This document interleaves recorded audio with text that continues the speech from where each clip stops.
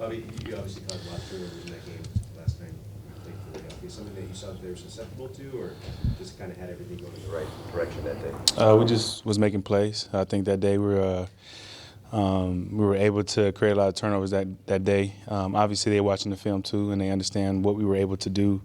Last time we played them, so I know taking care of the ball for them is going to be something they focus on, and we're going to try to see if we can make it happen again. You mentioned that the wind plays a factor in that stadium. Carson Wentz had one pass that went over 20 yards, and that was in the final seconds of the game. How does that affect maybe what they're doing in the passing game and what you are reading on your keys?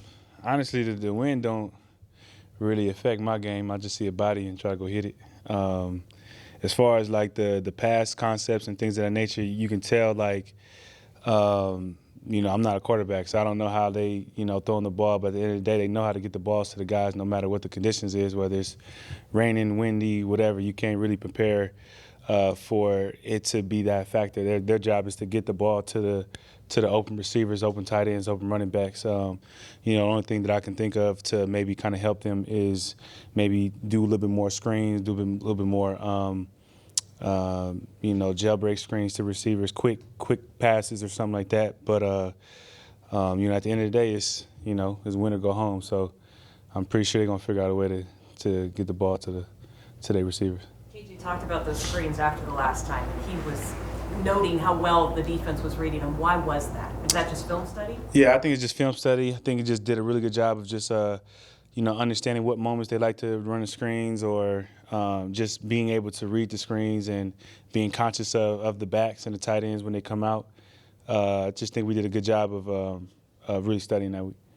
Speaking of KJ, as somebody who's known him a long time, been close with him, how good has it been to see him after how difficult last year was, to have a full healthy season, set a career high in tackles, just have the year he's had? Yeah, it's been amazing watching him play, especially after last year. He had a lot of struggles last year injury-wise, but he came back. But you could see towards the the end of the game, I've mentioned it before, the play that he made against Dallas, and then that kind of transitioned into the next season. Had a career high in interceptions as well. So it's really fun to watch him be successful, the man he is, the person he is, the way he prepares.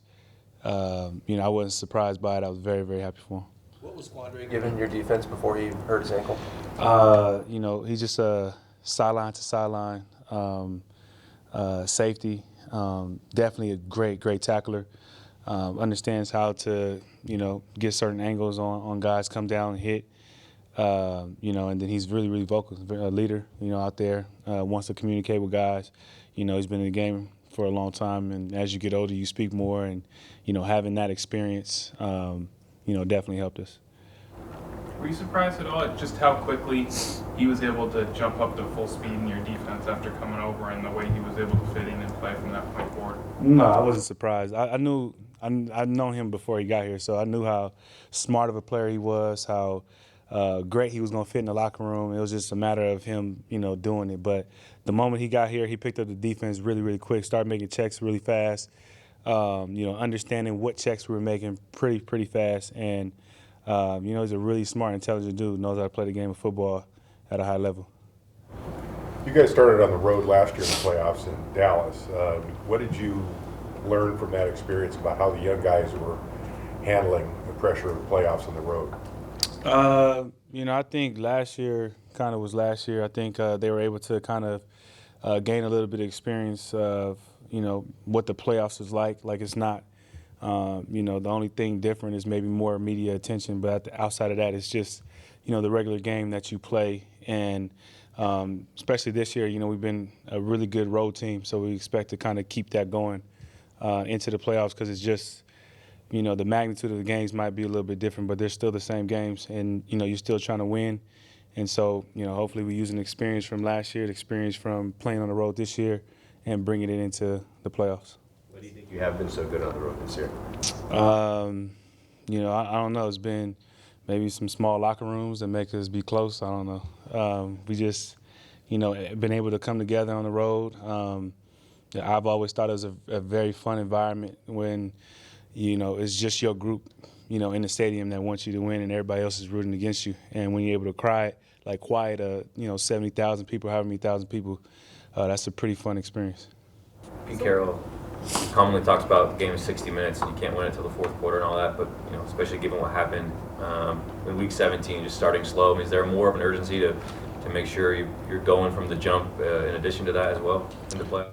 You always want to start fast. I think that every team goes into the game with the want to start fast, but we've always been a team that knows how to finish, and that's been the most important thing. So that's what we push. Obviously, we want to start fast, and we don't want to dig yourself into a hole that is hard to get out of. But I think we'll be fine. We've had a lot of experiences that we can learn from, and we're going to do that.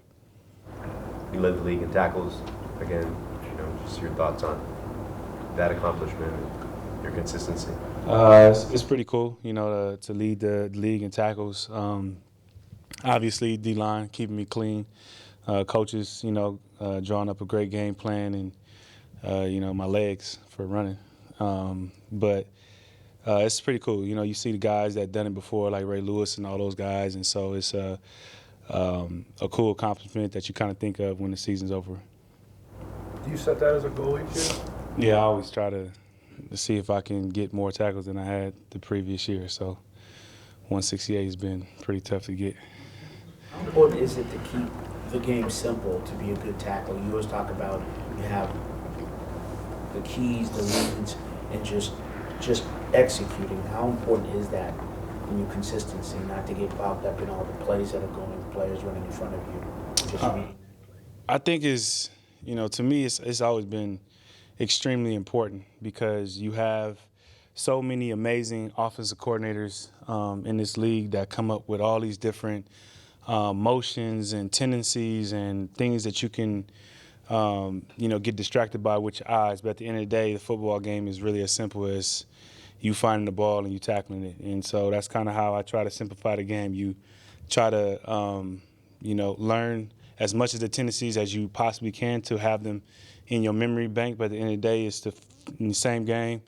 You know how to get a person down. There's a bunch of different techniques out there to get a guy down, but as long as that guy get down on the ground before the first down or the goal line, I'm always pretty satisfied. Do you have any favorite one technique? I know you use them all, but is there one that you like over the other ones when you make that tackle? Yeah, I get them down technique. That's my favorite one. You got right shoulder hit, you got left shoulder hit, you got roll with tackles, you got strip the ball, all this other stuff. But if you get the guy down aggressively, I think coaches would be pretty happy. What does it tell you about an opponent with a situation like the Eagles where they're 5-7, look like they might be pretty much done, and then they rattle off 4 straight wins to get into the playoffs? It's just, they're very resilient, and you have to respect what they've been able to accomplish. We've been in situations like that before where, we've able to rattle off a lot of wins towards the end of the season. So you can't overlook them. You can't sit here and pay attention to what their record was when we played them the first time and think that's the same team. We have to relearn them, to an extent, and treat them with the respect that they deserve, and understand we coming into their house. We beat them at their house the last time, and I'm pretty sure they're not going to just let us come in there and do it again. So we have to make sure we come in with the mindset ready to go, ready to, do it again. Bobby, with Cody Barton having a few starts under his belt now, how do you see him growing into that spot, and now he's got to take over for Michael? Like you said, he's stepped in a few times this season and, has played well. And I think, obviously with the help of me and KJ, I think he'll be fine. All you got to do is, again, the game is simple. Line up, read your keys, and get to the ball. And, he may make mistakes. We still make mistakes. So don't worry about the mistakes. Just don't make the same mistake twice, and I think he'll be fine. We good? Anything else? Thanks a lot. Appreciate you guys.